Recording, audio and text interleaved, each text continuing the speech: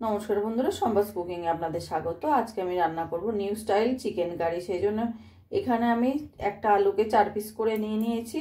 আর এখানে আমি chicken vinegar দিয়ে মেখে রেখে দিয়েছিলাম 30 মিনিটের জন্য। এবার এই চিকেনের পিসগুলো এই আলুর মধ্যেই নিয়ে নেব। দিয়ে দেবো 1 চামচ মতো টক দই, আর দিয়ে দেব পরিমাণ মতো নুন, হলুদ, লঙ্কার গুঁড়ো, জিরের গুঁড়ো দিয়ে ভালো করে মেখে নেব।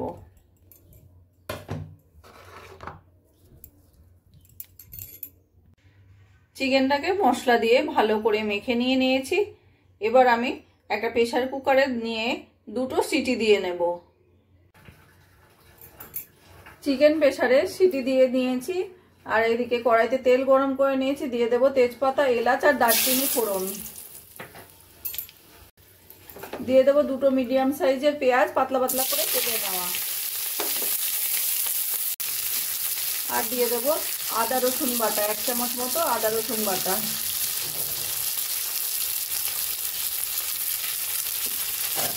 এবার পেঁয়াজটাকে আমি একটু ভালো করে ভাজা ভাজা করে নেব।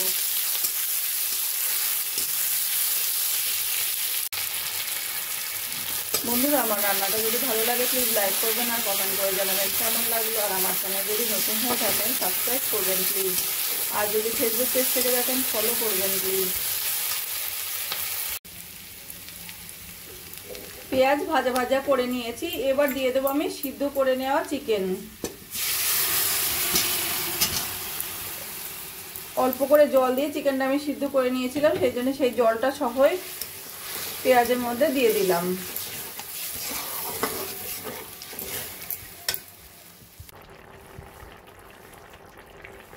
এবার চিকেনের মধ্যে দিয়ে দেবো আমি 1/2 চামচ মতো মিট মশলা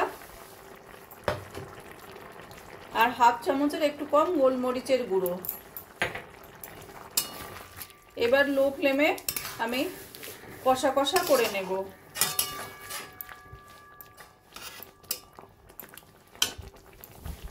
মাংস এভাবে লো ফ্লেমে রান্না হতে হতে দিয়ে দেবো আমি 2টো চেরা কাঁচা লঙ্কা আর একটা টমেটো ছোট ছোট করে কেটে নেওয়া। এবার ভালো করে মিশিয়ে নেব।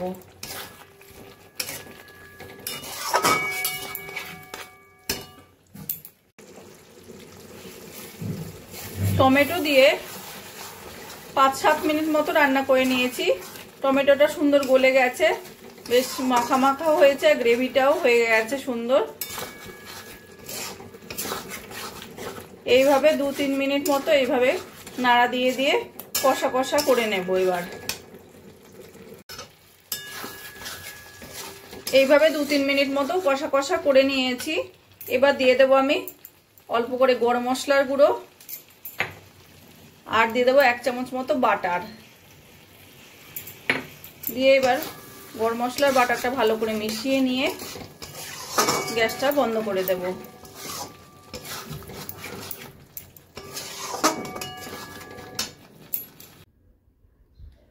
একদম হেলদি আর ইজি চিকেন কষা রান্নাটা আমার কমপ্লিট হয়ে গেছে। আমার এই রেসিপিটা যদি ভালো লাগে তোমরা বাড়িতে বানিয়ে দেখতে পারো। কমেন্ট করে জানাবে কেমন লাগলো। প্লিজ লাইক, শেয়ার ও সাবস্ক্রাইব করবে। আর যদি ফেসবুক পেজ থেকে দেখো ফলো করে নিও প্লিজ।